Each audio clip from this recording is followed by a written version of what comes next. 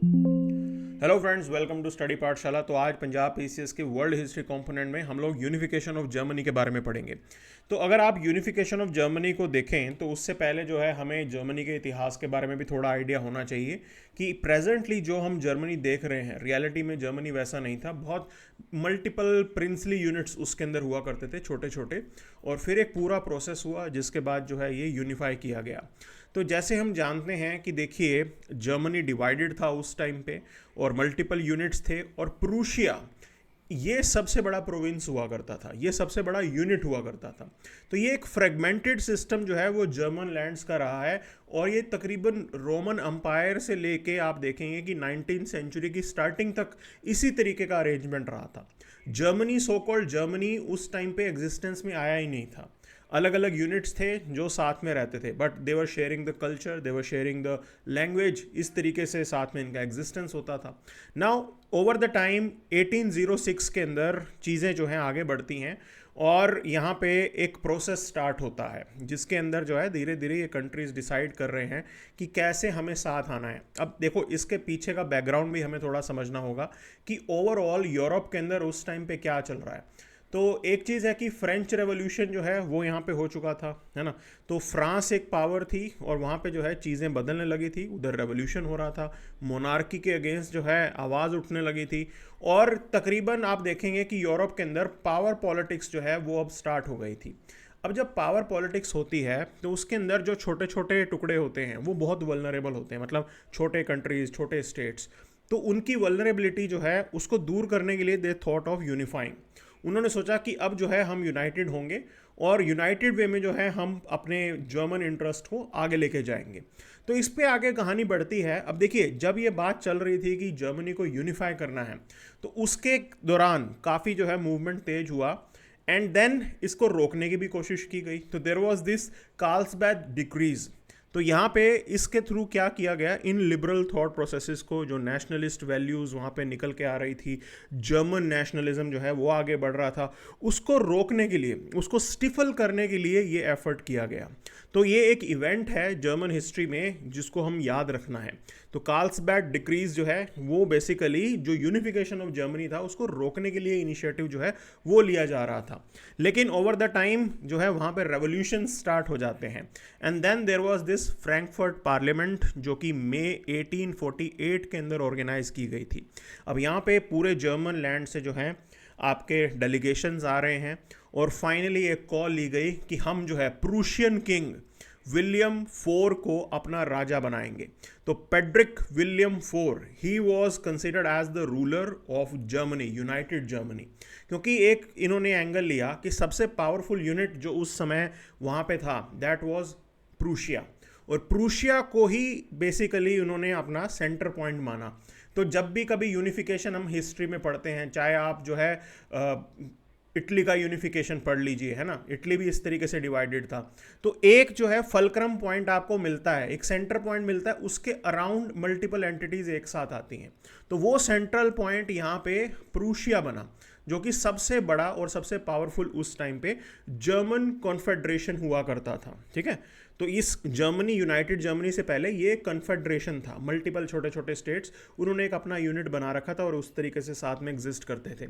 तो उस German confederation में सबसे बड़ा जो यूनिट बन रहा था दैट वाज प्रूशिया। तो उसी के रूलर के अराउंड इन्होंने डिसाइड किया कि let's form a single country, let's be a single power, क्योंकि अभी यूरोपियन पॉलिटिक्स में वही डिमांड पे है, उसी की ही हमें सबसे ज़्यादा ज़रूरत है। Then this William four, he became, you can say, the leader there. और ये यूनिफिकेशन का काम इतना आसान नहीं था। अब वहाँ पे प्रूशिया के अंदर ही देयर वाज अ जेंटलमैन जिसका नाम था Bismarck.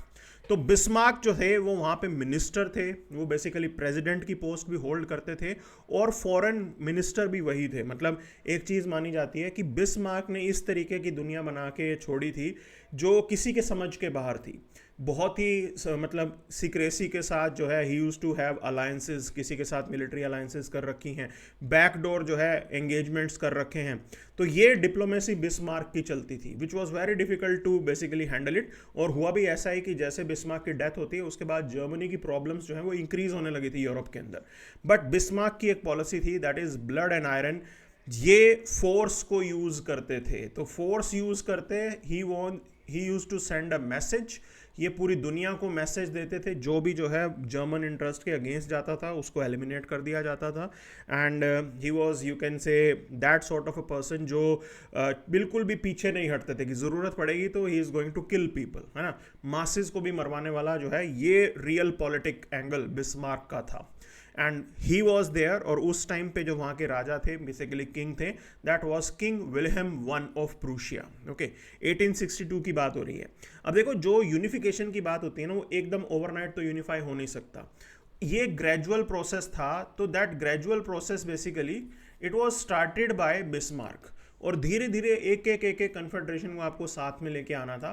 And not just that, उस टाइम पे यूरोपियन पॉलिटिक्स के अंदर जर्मनी को एज अ पावर सेंटर बनाना था। तो दैट वाज द पॉइंट, क्योंकि अगर आप पावरफुल होगे तभी जो है प्रोटेक्टेड रह सकते हो। This was the point that Bismarck used to have multiple alliances. और उस समय जो है आप देखेंगे कि इंडस्ट्रियलाइजेशन में यहाँ पे साथ में लिंकअप हो रहा है। क्यों लिंकअप हो रहा है साथ में? क्योंकि अगर आपको पावरफुल बनना है तो आपको इंडस्ट्रियलाइज भी बनना पड़ेगा, क्लियर, आपको मॉडर्नाइज भी बनना पड़ेगा। तो चाहे आप इंडस्ट्रियल जर्मनी की बात करें या मॉडर्न जर्मनी की बात करें, उसके पीछे डेफिनेटली बिस्मार्क का दिमाग ज़रूर था, and he played that important role there. तो अब इस पूरे प्रोसेस के अंदर यूनिफिकेशन की जो कहानी चलती है, मल्टीपल वॉर्स जो है इनको लड़ने पड़ते हैं। So there was this famous Danish war 1864, Prussia and Austria jointly defeated Denmark over श्विग एंड होल्स्टीन। ओके, तो ये लड़ाई लड़ी गई। देन ऑस्ट्रो प्रूशियन वॉर, अब ये अपने आप में एक सिग्निफिकेंट जो है इवेंट था कि भाई Bismarck basically what he did, he provoked Austria, कि he tried to, you can say, move out Austria from the German affairs, और उससे नुकसान ये हुआ, और ये एस्ट्रो प्रूशियन वॉर भी उसके बाद होता है। और फाइनली हुआ क्या? Prussian victory was there. Okay, and this led to the dissolution of German confederation. वो जो पूरा एंगल था ना कि अलग अलग यूनिट्स एक साथ आ रहे थे, वो कॉन्फेडरेशन को यहाँ पे डिसॉल्व कर दिया जाता है। Now it was single entity, that is Germany. वहाँ से सिंगल एंटिटी बन के आता है जर्मनी की, और यहाँ पे प्रूशियन लीडरशिप टोटल जो है कंट्रोल में चीज़ों को ले लेती है। That was Austro Prussian war. उसके बाद ही जो है पूरी पावर एक तरीके से यूनिफाइड जर्मनी की हो गई थी। तो दिस इज दैट इवेंट जिसके बारे में याद रखना है। और प्रूशियन विक्ट्री कहाँ पे हुई थी? दैट इज सोदोवा, वहाँ पे जो है ये विक्ट्री होती है। अब देखिए, अब उस टाइम पे एक और चैलेंज आ गया था, दैट वाज फ्रांस। तो फ्रैंको प्रूशियन वॉर भी होते हैं यहाँ पे। ओके, तो फ्रांस अगेन अपकमिंग पावर, और यूरोपियन पॉलिटिक्स में फ्रांस की एक इंपॉर्टेंट से थी, मेजर पावर हुआ करती थी वो, और क्लैशेस होने ही थे because Germany it was rising, है ना। तो जर्मन्स जो थे वो तो चैलेंज कर रहे थे स्टेटस क्वो को। Okay, so as they were challenging the status quo, तो राइजिंग फ्रांस को ये चीज़ पसंद नहीं है। उन्होंने कहा कि ठीक है यार, ऐसे कैसे चलेगा, तो बिल्कुल क्लैश तो होना ही था। Now again at that time Bismarck played important role.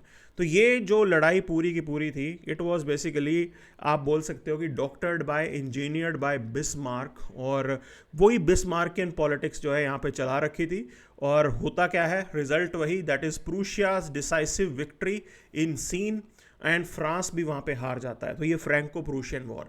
अब देखिए यहाँ पे प्रूशिया कितना पावरफुल हो रहा है, और प्रूशिया कितनी क्रेडिबिलिटी गेन कर रहा है। ठीक, तो अब प्रूव हो गया कि भाई जर्मन इंटरेस्ट को अगर कोई संभालेगा तो इट विल बी प्रूशिया, और प्रूशिया के अराउंड अगर सब लोग यूनिफाई हो जाते हो, और छोटे छोटे जो कॉन्फेडरेशन अगर उनको बच के रहना है तो प्रूशिया के साथ जुड़ना पड़ेगा। अदरवाइज डर क्या होगा, यहाँ पे फ्रेंच का डर है, इंग्लिश का भी डर है, सबका डर है यहाँ पे। तो वो छोटे छोटे फेडरेशंस अगर यूनाइटेड नहीं होंगे तो ये जो यूरोपियन पावर्स है ना, वो आके इनको नुकसान करेंगी, इनके ऊपर अटैक करेंगी। So this was the final, आप बोल सकते हैं कि नेल इन द कॉफिन, जिसके बाद जो है जर्मनी यूनिफिकेशन जो है ऑलमोस्ट कंप्लीट हो गया था। सारे कन्फेडरेशन जो है एक साथ आ जाते हैं। तो फ्रैंको प्रूशियन वॉर की ये यूटिलिटी थी। अब देखिए, इसके बाद कहानी ये बनी कि there was this hall of mirrors, जहाँ पे पैलेस ऑफ वर्सेलिस के अंदर किंग विल्हेम जो है वो बेसिकली डिक्लेयर करते हैं कि भाई this is, you can say, the start of German empire. अब प्रूशिया की एंटिटी और आइडेंटिटी जो है वो ख़त्म हो रही है, और 1871 के अंदर जर्मन यूनिफिकेशन एक तरीके से कंप्लीट हो गया, and this was the proclamation of German empire. Clear, palace of Versailles के अंदर किंग विल्हेम वन, उन्होंने ये डिक्लेयर किया था। तो you have to know this name, ठीक है।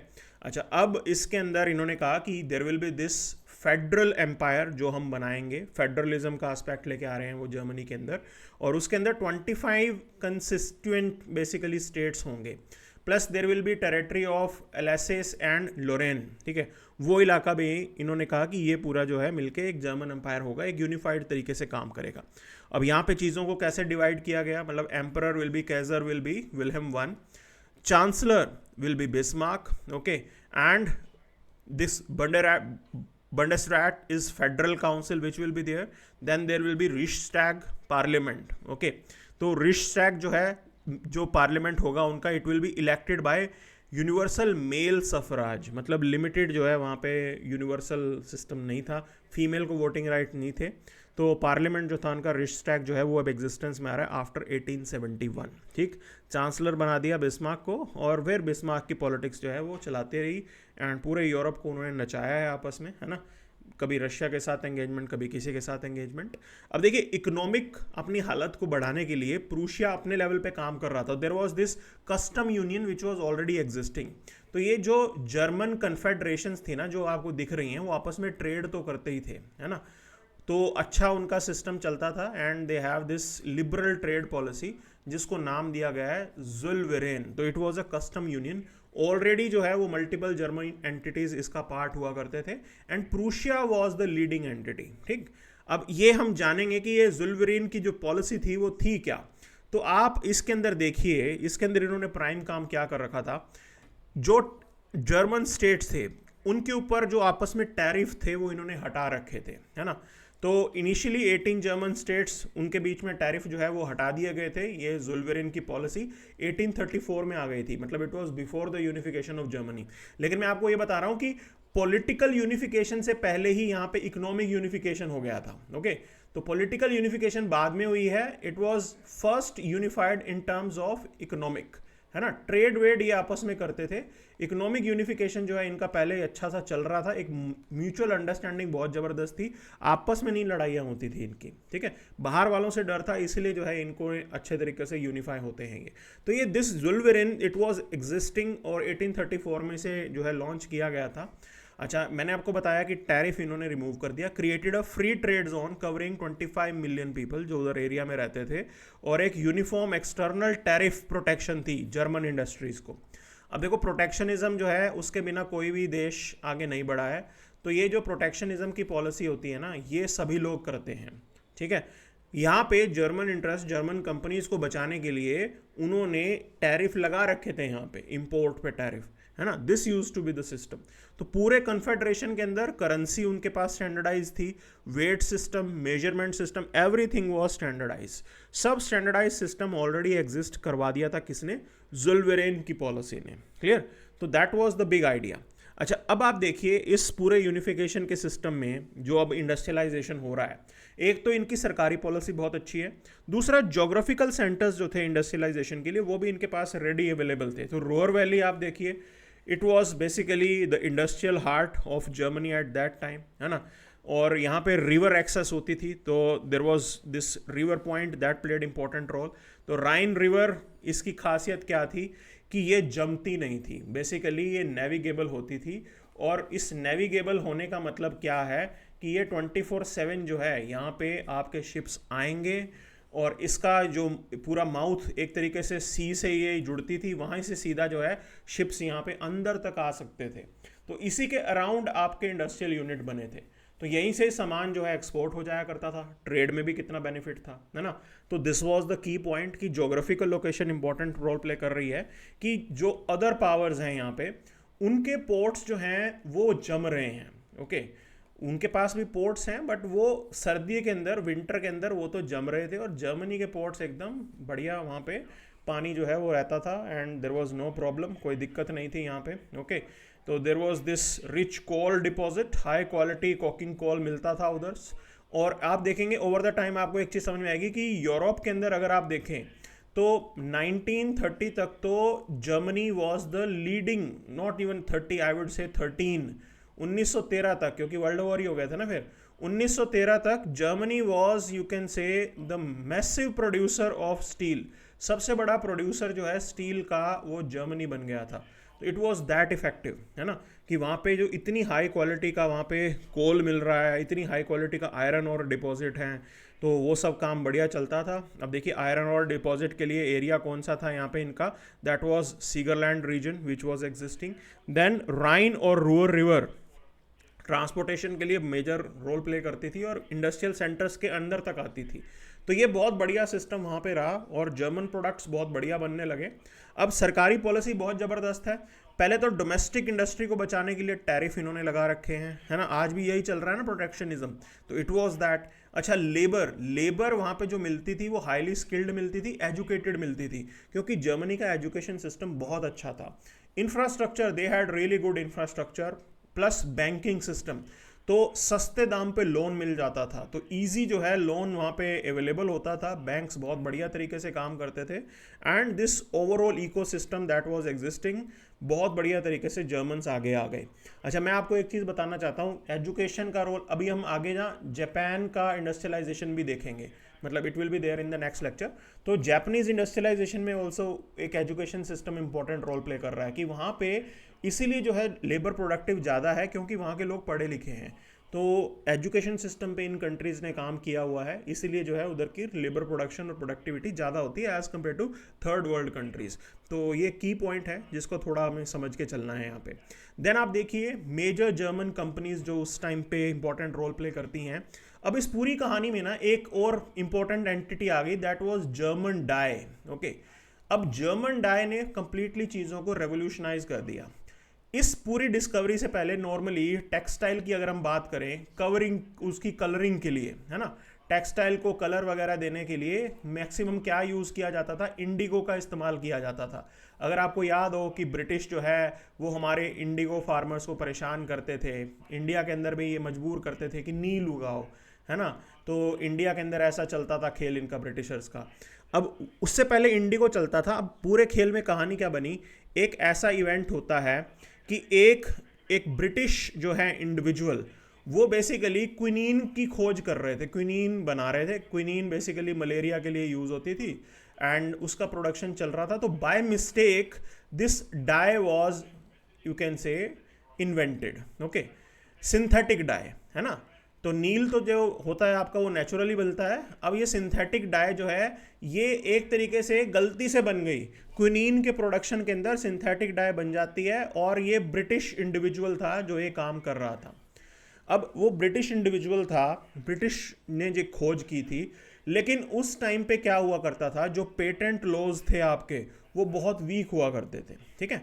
तो पेटेंट वीक होने के कारण हुआ क्या, जर्मन्स ने इसका फ़ायदा उठाया। तो जितनी टेक्नोलॉजीज़ ये सीख सकते थे ये सीखते गए, और जर्मन्स ने यहाँ पे मास्टरी कर ली इस चीज़ की, इतनी ज़बरदस्त मास्टरी कर ली कि 1930 तक दुनिया के अंदर 90% जो डाई का प्रोडक्शन था वो जर्मनी डोमिनेट करने लगा। अब सिंथेटिक डाई बन रही है, इसने चीज़ों को बदल दिया, इसने बेसिकली टेक्सटाइल की मार्केट को कंप्लीटली बदल दिया।